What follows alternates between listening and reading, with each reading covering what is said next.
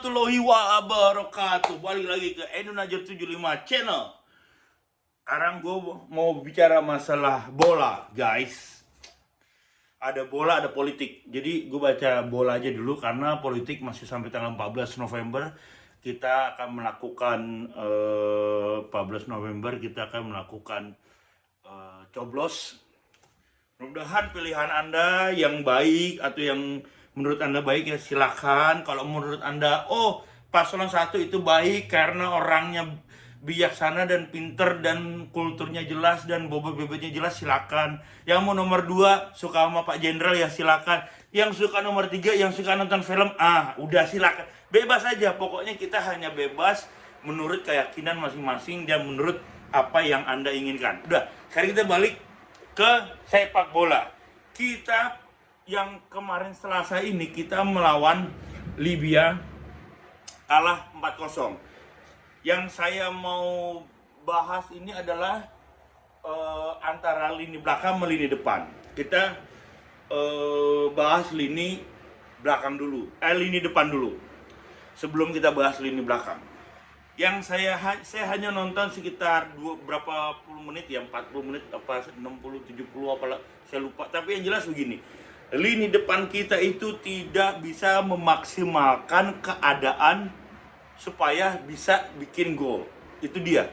Dan kebanyakan pemain-pemain Indonesia, nih saya nggak ya oke. Banyak pemain Indonesia, Sadir Ranbani, Egy, Bilan Sulaiman.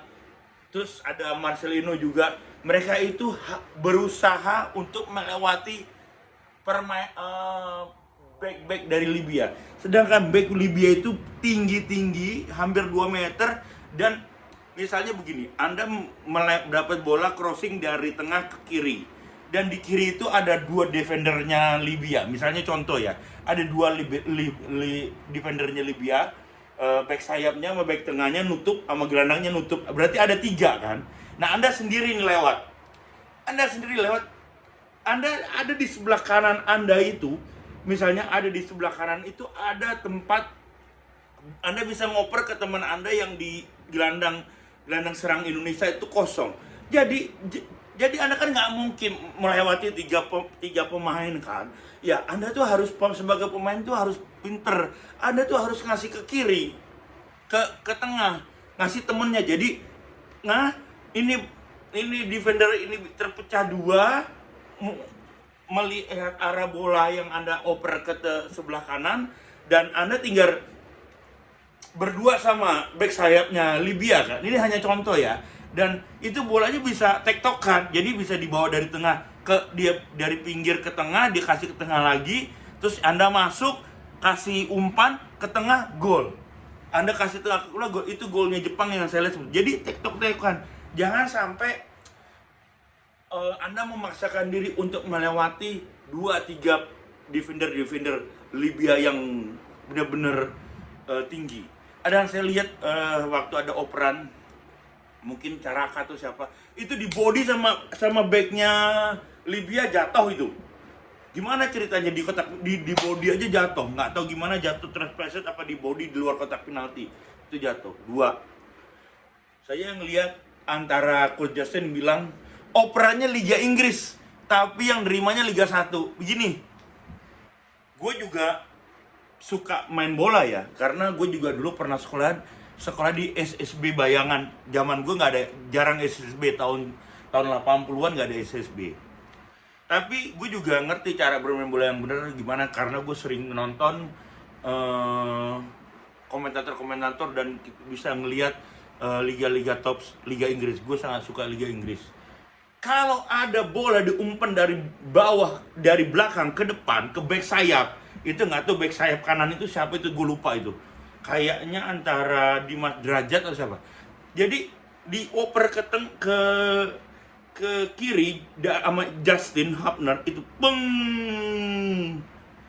itu harusnya ini second strikernya sayap kita sama gelandang kita tuh lihat bola begitu lari dia untuk mengcover temennya yang temennya menerima, karena ini bola jauh. Indonesia tuh tidak pernah menerima bola yang begitu-begitu punya. Nah, harusnya Itu defendernya itu di gelandang serang kita itu yang tengah itu Klok, atau yang di tengah itu siapa itu? Pati nama nggak ada sebelah kiri, yang sebelah kiri itu siapa saya lupa, nggak tahu.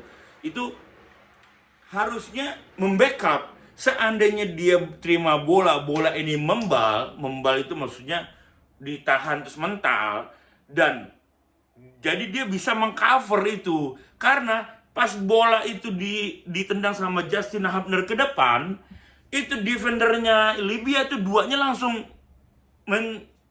begini. Nah, dua defender ini langsung dua begini.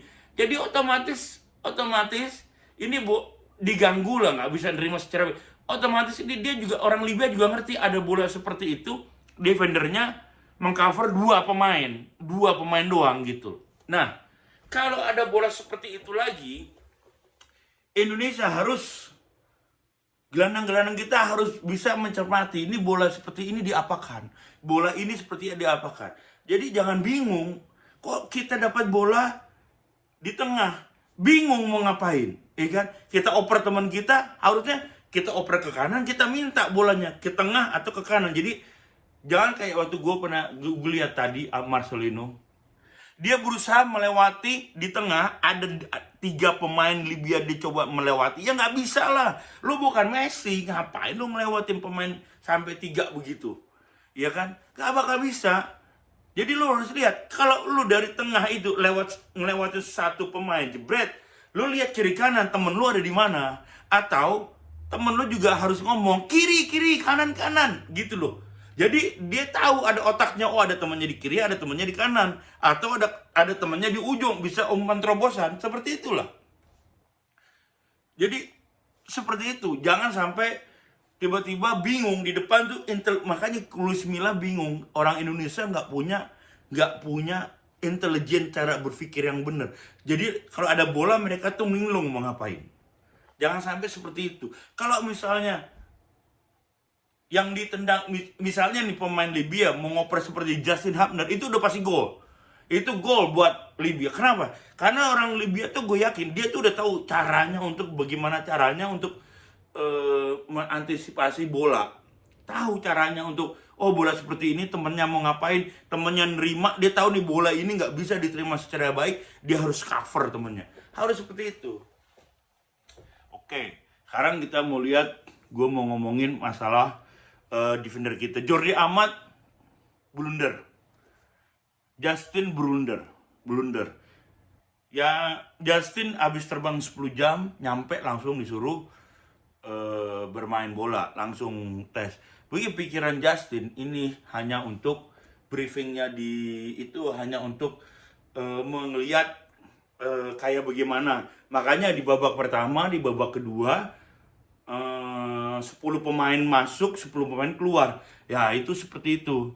Jadi gue rasa Justin itu dia punya kelebihan khusus, dia punya kelebihan khusus karena dia pernah jadi cadangan di klubnya Wolves. Dia jadi di cadangan di Premier League. Itu untuk suatu kehebatan. Kenapa? Karena kita hanya duduk di cadangan di liga terbaik dunia, itu udah sesuatu lah ya. Itu udah pencapaian yang luar biasa, sampai pelatih utama itu membawa kamu ke bench, nunggu kalau backnya cedera dia masuk. Itu udah. Masa depan Justin Hubner ada kebagusan, ada bagus. Ini gue ngelihatnya ini antara belakang Eropa, depannya ini masih lokal semua kan. Itu ada ketimpangan yang sangat jauh. Dan kadang-kadang nih gol-gol Indonesia tuh gol stupid goal. Jadi gol-gol yang stupid. Gol Indonesia yang keempat itu nggak tahu gimana ceritanya. Mungkin interception, pemain Libya bikin nendang bola jauh, akhirnya siapa itu? Akhirnya dia nendang bisa nyampe karena ini kecermatan pemain Libya. Saya ingat dia bisa melihat kiper Indonesia di depan. Dia bisa lihat kiper Indonesia di depan. Dia coba tendang jauh, akhirnya masuk. Makanya pemain bola itu harus smart, harus pintar. Jangan berpikir yang begitu-begitu aja. Karena kalau gue lihat tengahnya kita nih, oke, belakang nih ya, Patinama. Belakang ini Justin Hubner, Elkan Bagot, Rizky Ridho, itu 3. Ya tengah ini, belakang. Depan ada Clock, ada ada Jordi, mungkin Jordi taruh, tapi Jordi kayaknya nggak cocok untuk main sebagai libero. Dia harus taruh di back tengah, dia duet sama Elkan Bagot, itu mungkin menjadi yang lebih baik. Itu kayaknya di tengah itu ada Kambuaya, Clock, sama Marcelino. Udah 3 itu. Di depan, nah, ada Patinama sebelah kiri. Mungkin nih, ada Patinama, ada Sandy Walsh sebelah kanan. Itu udah oke. So di depan ada Sturridge, Sandil Randamni, Sadil, Sturridge, depannya strikernya ada Santana atau siapa lah. Itu udah bagus kombinasinya. Nah sekarang kita tinggal, jadi lini belakang kita Eropa, lini depannya Liga 1. Makanya kadang-kadang tuh tektok-tekotnya nggak jelas. Makanya untuk yang kedua ini, mungkin STY juga jangan sampai melakukan hal-hal yang dia hanya mencoba, mungkin ini dia mencoba lagi dan untuk mencari formasi cocok apa yang untuk melawan Irak nanti kan. Kita ketemu Irak sebelum kita pertandingan resmi Piala Asia, dan mudah-mudahan kita untuk keduanya kita jangan kalah terlalu mencolok, paling nggak kalau kalah 1-0 atau draw. Tapi kalau feeling saya 2-1, dan semuanya ready, Patinama ready, Sandy Walsh ready. Tapi kalau menurut gua ini jangan dipaksakan pemain-pemain, tapi emang harus dipakai juga karena kan ini kan cikal bakalnya bakal jadi Piala Asia. Kita boleh nyoba lah 30 menit, 40 menit Sandy Walsh kayak gimana, Patinama kayak gimana, Kambuaya gimana, Clock gimana, Bagot gimana, Justin Hubner udah berapa hari dapat istirahat gimana. Dan Justin Hubner juga bilang dia minta maaf karena blundernya, dan dia juga baru mengikuti sistem Indonesia di mana menyerang, di mana bertahan bareng-bareng seperti itu. Dan gue rasa ini Indonesia adalah gue bilang timnas terbaik kita, cuman kita belum chemistry aja, dan kita menunggu pemain naturalisasi yang yang benar-benar dibutuhkan. Kita udah ada 2 pemain naturalisasi, Jonaye sama siapa lagi lupa gue. Ya pokoknya 2 itu gelandang kita, mungkin yang bakal ditaruh gelandang itu dia mungkin ditaruh dipasang sama Sandy Walsh sama Clock di tengah itu untuk pengoper bola. Kita hanya harus butuh pengendali serangan penggantinya, kayak kita butuh leader di tengah gitu, karena Jordi Amat itu nalurinya defender back tengah. Jadi kalau dia